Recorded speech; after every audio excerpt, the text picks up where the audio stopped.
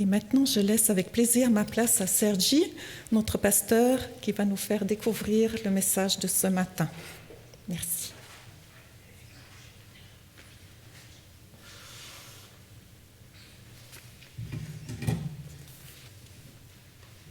Alors, merci Anne-Sophie, merci aussi à Naël pour nous enrichir avec ta participation, pouvoir nous ouvrir un moment de réflexion. Et merci à vous tous de pouvoir vous rencontrer dans un moment dans lequel, tout doucement, les choses récupèrent un tout petit peu le bon rythme. Et après, on discutera de quelques éléments pour l'avenir. Et je peux enlever le masque. Chose qui fait toujours bien. Il y a une phrase que j'ai découverte il y a longtemps, une phrase que ces dernières semaines m'a habité, qui m'a fait réfléchir, que je trouve très intéressante. Une phrase d'un monsieur qui n'est plus là, un monsieur qui était un entraîneur de foot américain, qu'un jour il a dit cette phrase. En haut c'est en anglais, traduction en français en bas, quand même ça du mérite qu'un espagnol traduise le français depuis l'anglais. Alors s'il y a des fautes d'orthographe, vous les regardez avec beaucoup d'amour. Mais je trouve une phrase qui me touche, que je trouve très intéressante. Je crois fermement que les plus belles heures d'un homme, son plus grand accomplissement de tout ce qui lui est cher, c'est ces moments où il s'est donné à fond pour une bonne cause et où il repose épuisé sur les champs de bataille victorieux. Et c'est quelque chose que je trouve la phrase parlante, car c'est quelque chose que j'ai pu vivre en faisant du sport. C'est une phrase qui vient du monde du sport. Et c'est vrai qu'il y a des moments dans lesquels, à la fin d'un match, à la fin d'un tournoi, tu finis épuisé, exhauste, t'en peux plus, mais tu trouves encore les forces pour courir comme un malade. Et d'autres, tu arrives juste à t'agripper à la partie basse de ton pantalon, t'es courbé, mort. Tu n'arrives même pas à sourire, mais t'es heureux. Avec ces quelques années que Dieu m'a donné de vivre, j'ai pu comprendre, découvrir que le dernier mot n'est pas le plus important dans cette phrase, car pas tous les jours on gagne. Pas tous les jours on gagne. Pas toutes les fois on est victorieux à la fin de s'être donné à fond pour une cause qui nous est précieuse ou importante. C'est qu'à nos yeux, et la victoire, pas tous les jours, nous attend avec les bras ouverts. Et on peut dire qu'on a gagné. Et dans le monde du sport, on accepte ça et on va vers l'adversaire, on lui tend la main et lui dit bravo. Il était plus fort que nous. Et on le félicite. Mais il y a une autre situation qui peut se donner avec laquelle j'ai du mal à vivre. Et que cette phrase, d'une façon indirecte, laisse la porte ouverte. Et je crois que finalement, c'était l'intention de M. Lombardi. Car gagner ou perdre, c'est une chose, mais la clé se trouve tout à fait ailleurs. C'est une saveur très désagréable, une sensation même dégoûtante. Celle que nous avons au moment de nous regarder au miroir et nous dire, à la fin de l'effort, j'aurais pu mieux faire. C'est une sensation qu'on n'aime pas du tout. Quand on sait qu'on a raté l'opportunité, qu'on a passé complètement à côté de la plaque, la sensation qui nous habite au moment de l'échec, pas parce que la tâche ou l'adversaire était trop grand, trop difficile, mais simplement parce qu'on n'a pas donné tout ce qu'on pouvait. Et c'est une sensation qu'on n'aime pas du tout. On n'a pas profité de l'opportunité, on n'aime pas ça. Je ne sais pas si un jour tu as vécu une situation pareille. Je ne sais pas si un jour, bien dans le sport ou dans le travail ou avec des amis, avec la famille, circonstances de la vie dans laquelle tu te dis « j'aurais pu mieux faire ». Et c'est quelque chose à laquelle j'ai réfléchi en préparant le message d'aujourd'hui. Car c'est jeudi, nous avons fêté la fête de l'Ascension. Raison par laquelle nous sommes un tout petit peu moins aujourd'hui de ce qu'on est habitué. Quelques-uns ont profité de prendre des vacances bien méritées, chose qui est très bien. Mais c'est vrai que nous avons fêté l'Ascension, le moment où on célèbre le fait que le Christ est monté depuis le mont des Oliviers au ciel 40 jours après sa résurrection. 40 jours après la résurrection, le Christ monte au ciel et c'est pour ça qu'on célèbre l'Ascension. Et il y a tellement de choses desquelles on pourrait discuter au sujet de l'Ascension. On pourrait parler évidemment de la résurrection, sans aucun doute. Ça nous rappelle le fait que s'il est monté au ciel, c'est parce qu'il a ressuscité. On pourrait parler, discuter sur ce qui s'implique derrière cette montée au ciel, sa promesse d'un deuxième retour. On pourrait parler aussi de cette invitation à partager l'Évangile. On pourrait parler de tout ça. Et je crois qu'on pourrait parler de quelque chose de plus que je tiens à partager avec vous aujourd'hui. Et pour le fait, je souhaite vous inviter à lire un texte qui se trouve à l'Évangile de Marc au chapitre 16, versets 1 à 8.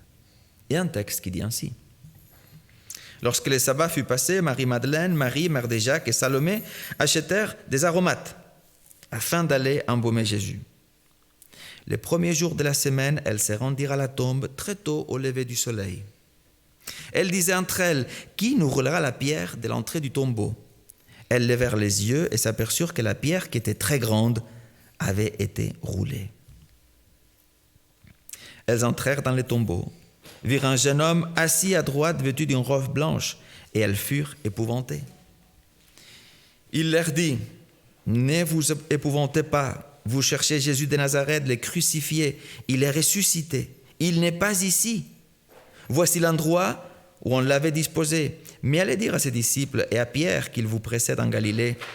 C'est là que vous le verrez, comme il vous l'a dit. » Elles sortirent du tombeau et s'enfuirent tremblantes et hors d'elles, mais elle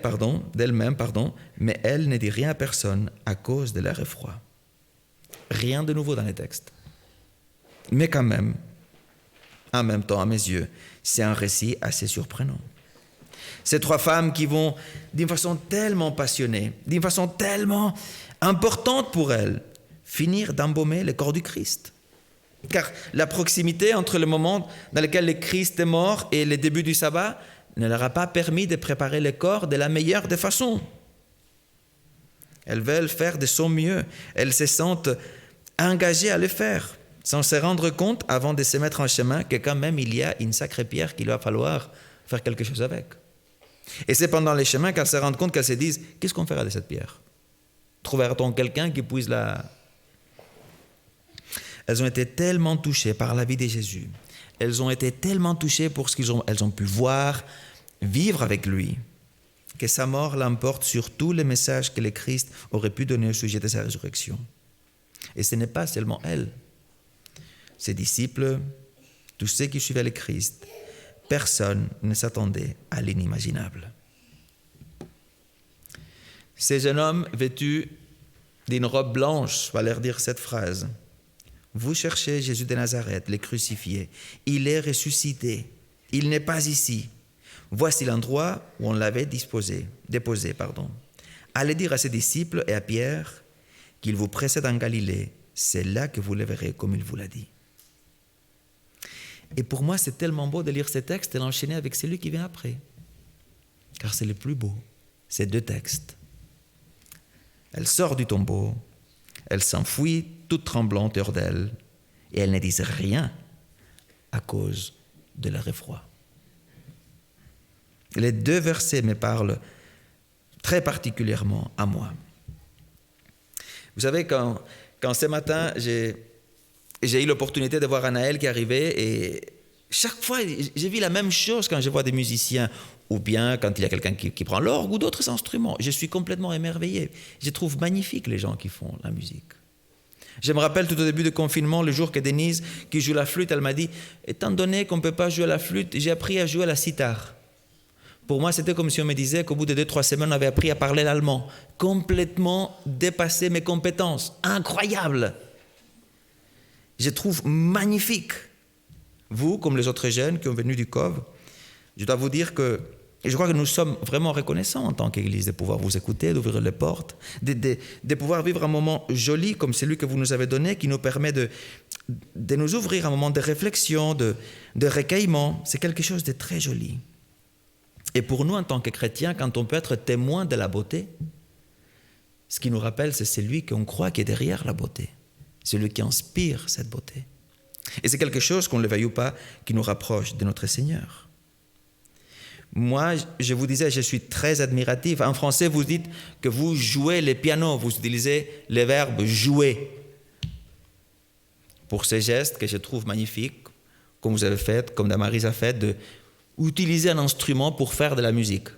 En espagnol, on dit tocar, toucher. Tocamos el piano, on touche le piano, vous dites on joue le piano. Et en rigolant, beaucoup de fois, j'ai toujours, en espagnol, quand on me disait « Est-ce que tu joues un instrument ?» On dit « Tocas un instrumento ?» Ma réponse, elle est très simple. Moi, je touche seulement pour enlever la poussière. Sinon, je ne touche pas du tout les instruments. Je ne suis pas du tout doué avec ce monde-là et je suis admiratif de ce que vous, les musiciens, en général, vous faites. Et je crois que c'est quelque chose que tout le monde partage. Nous sommes admiratifs quand nous sommes témoins de quelque chose qu'à nos yeux est exceptionnel, qui mérite l'attention, qui nous interpelle. Il y a le piano, mais moi, personnellement, il y a un élément que je trouve très beau. J'aime beaucoup la prière de Kol Nidrei avec le cello, avec la musique. Ça me touche beaucoup. Mais aussi, il y a d'autres éléments artistiques moins traditionnels, comme celui-ci. J'aime quelques-unes des œuvres de Banksy, qui fait penser beaucoup. Et que je trouve que, ok, c'est un graffiti dans la rue, sur un mur, mais quand même, la réflexion, elle ouvre une porte à réfléchir assez intéressante.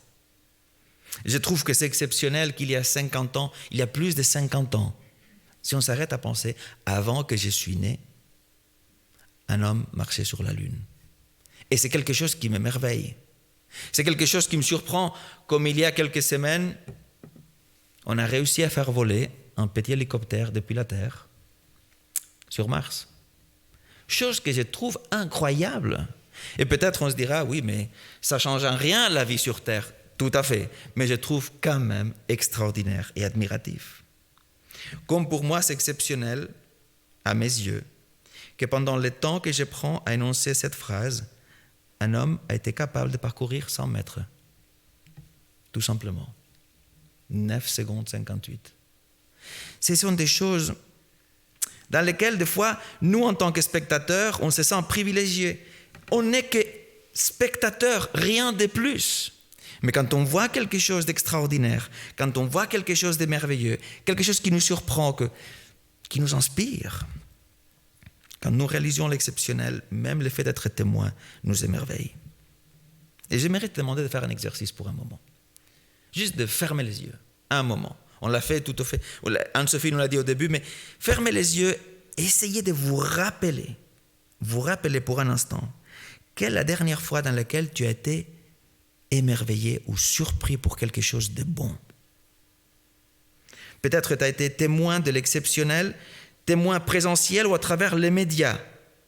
Quel est l'événement que dernièrement t'a surpris positivement, qui t'a émerveillé? Pendant que tu l'as dans la tête, que tu le cherches, que tu le trouves, la dernière fois, quelque chose de bon t'a surpris positivement. Rappelle-toi bien de pourquoi il t'a fasciné. C'était une prouesse technique, un exemple de générosité, une qualité artistique peut-être, le message qu'il y avait derrière, ou la plasticité du geste, je ne sais pas. Maintenant, ouvre les yeux. Et juste une petite question. Imagine qu'on t'invite à y faire partie. Imagine qu'on t'invite à faire partie de cet élément qui t'a interpellé, qui t'a touché, qui t'a émerveillé. Pas parce que tu es capable de le faire. Je ne dis pas d'imaginer que tu es capable de faire quelque chose que tu ne peux pas. Non, non, non, non. Juste comprends-moi bien. C'est que à partir de quelque chose que toi tu peux faire de façon habituelle et quotidienne, imagine qu'on t'invite à apporter cet élément que tu sais faire de façon habituelle à cet exercice qui est extraordinaire. Par exemple, pour moi, comme je vous disais, le fait de voir un hélicoptère qui vole sur Mars, je le trouve magnifique, extraordinaire. Et si on m'aurait dit à moi, Sergi, on aurait besoin que dans l'équipe qui fait tourner ces machins depuis la Terre, on aurait besoin de quelqu'un qui nous fasse des méditations le matin. Je serais tellement content de participer. En faisant quelque chose que je peux faire, que je me sens compétent à faire, que j'ai fait d'autres fois, pouvoir participer de ces projets extraordinaires avec quelque chose que j'ai fait normalement. J'ai discuté avec un ami, il y a quelques moments, j'ai posé la question, qu'y a-t-il eu dernièrement qui t'a touché, qui t'a interpellé, qui t'a trouvé magnifique, exceptionnel? Il m'a dit, finalement, il faut être honnête. Trouver un vaccin comme ça, quand même, il faut le faire.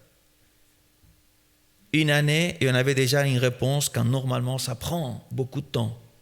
Et c'était exceptionnel. Et je lui disais, à cette personne qui a des compétences dans la distribution, organisation, Si on t'aurait demandé de donner un coup de main à ce projet, est-ce que tu aurais aimé avec ce que tu sais faire? Ah oui, j'aurais aimé.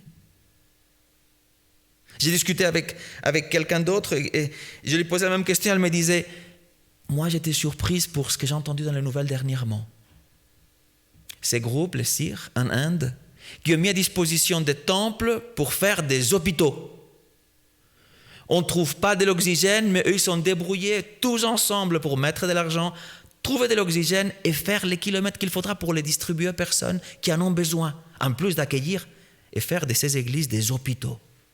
Parmi ces hôpitaux, 400 lits dans un temple. Je trouve magnifique. Et je lui posais la question, c'est quelqu'un qui est dans le monde de la comptabilité, si on te demandait par tes compétences de participer, aurais-tu aimé de pouvoir faire partie de ces projets? Et elle me disait, bah oui. Bah oui. Toujours en étant soi-même, aurais-tu aimé de pouvoir participer à ces projets qui t'a émerveillé dernièrement? Je crois que la réponse de tout le monde, c'est oui. J'aurais aimé de le faire. Imagine que ce n'est pas quelque chose d'exceptionnel. Ce n'est pas quelque chose d'exceptionnel duquel tu es témoin. Non, non, encore mieux. Imagine pour un moment que tu peux être participant avec un élément de ton quotidien, un élément que tu fais facilement, sans aucune difficulté. Tu peux participer de quelque chose qui est bon et complètement impossible.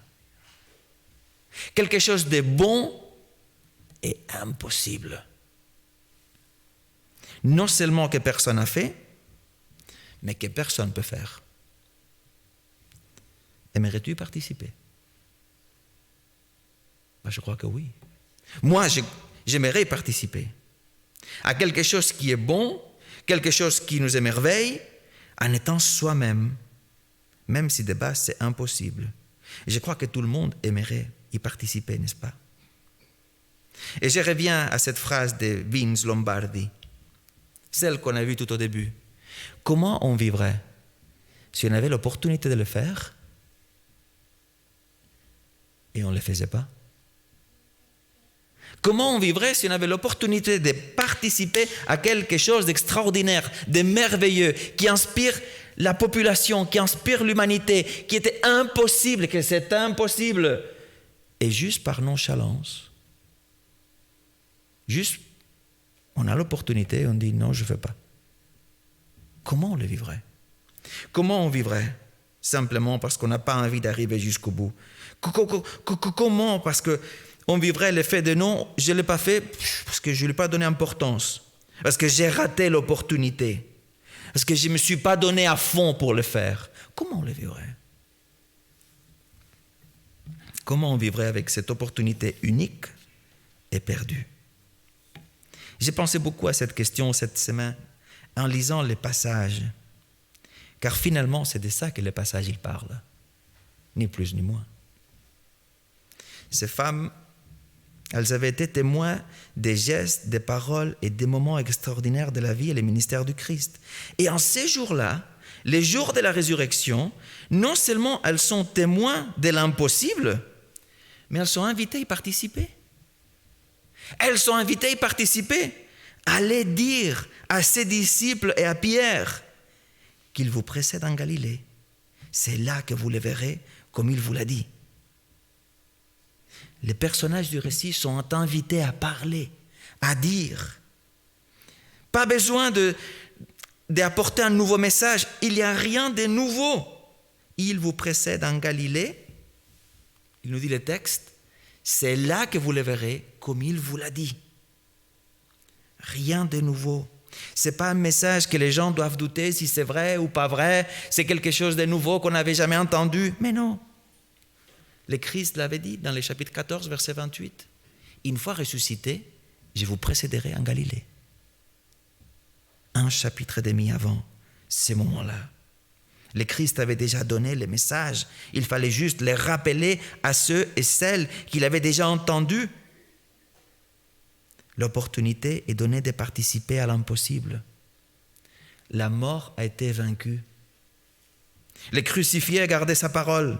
Le Christ a ressuscité. Jésus est vivant. Et il veut vous rencontrer. Il vous attend là où il vous a donné rendez-vous. Mais la peur l'emporte. La peur l'emporte. Pourquoi des fois on ne se donne pas à 100%? Pourquoi des fois on ne saisit pas les opportunités? Le but ici, ce n'est pas de blâmer personne, ni d'éveiller aucune culpabilité. Non. Ni la résurrection, ni l'ascension cherchent à blâmer ou culpabiliser quelconque. Bien au contraire. Comme quelques auteurs vont nous dire, cet épisode est une belle image d'une constante dans l'évangile de Marc, qui nous rappelle tout simplement nos limites.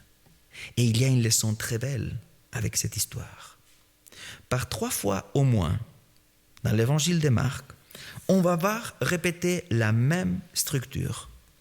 Les disciples entendent un projet. Le projet est le même. Le Christ leur annonce ce qui va se passer. C'est le trinôme, passion, mort, résurrection. Le Christ leur annonce 3 fois ce qui va se passer. 3 fois. Je vais souffrir, je vais mourir, je vais ressusciter. 3 fois, va leur dire. 3 fois, les disciples, ils vont réagir de la même façon, avec un rejet de ces projets. La première fois, c'est Pierre, que peut-être pour lui, cette notion de c'est impossible qu'il puisse ressusciter, qu'il va s'approcher du Christ, en comprenant qu'il y a une limite, qui est la mort quand même. Qu'est-ce qu'il raconte qu'il va ressusciter? D'autres fois, c'est la discussion sur qui sera le plus grand, au chapitre 9, versets 32-34, la discussion entre les disciples. À la fin, c'est finalement les fils de Zébédée, Jacques et Jean, trop occupés à discuter pour trouver une bonne place à côté du Christ, pour prêter attention tous les autres à ses paroles. Le Christ annonce un projet, et ce projet, il est rejeté par les disciples. Mais le plus beau vient maintenant. Car c'est vrai que chacun d'eux, les disciples, peut-être nous rappelle qu'ils sont capables de suivre le Christ, de saisir l'essence, la dimension, l'opportunité que le Christ leur donne. Ils sont limités par ses peurs, par ses différences, par les projets et les ambitions individuelles qu'ils ont. Mais le Christ n'en reste pas là. Et c'est finalement un des plus beaux messages que je trouve derrière l'ascension. Si ce témoignage arrive jusqu'à nous, c'est parce qu'après, chaque fois que les disciples rejettent, le Christ lance un nouvel appel, une nouvelle invitation, un nouvel appel à suivre, un nouvel appel à être ses disciples, à l'accompagner, à les suivre chaque fois. Et je trouve que l'histoire, elle est magnifique, parce qu'au-delà du rejet, au-delà de l'opportunité perdue, il y a toujours un nouveau appel.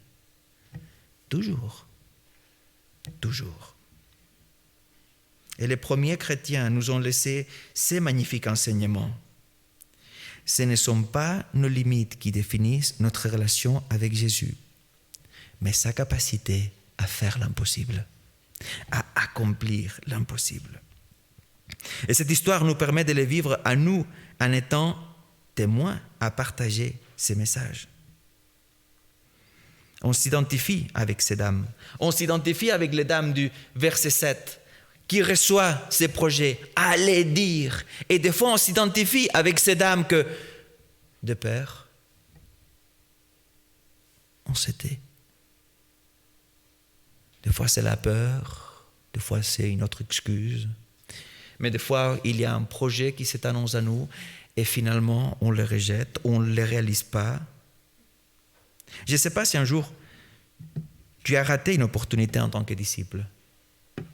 Je ne sais pas si un jour, tu as senti ces moments dans lesquels ces goûts amers, désagréables, que tu habites au bout de quelques instants, dans lesquels tu savais qu'il fallait juste un poquito, un peu d'effort.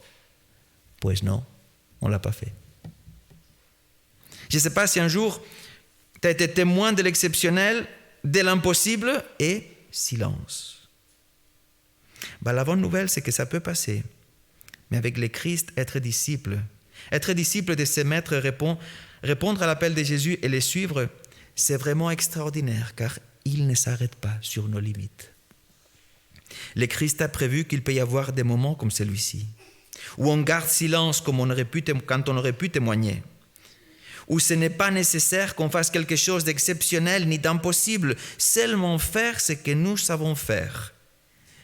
Mais on ne le fait pas quand même. Et on perd une opportunité d'être partenaire avec Dieu. Mais mon maître, il a déjà prévu. Mon Seigneur nous connaît tellement bien qu'il avait tout anticipé.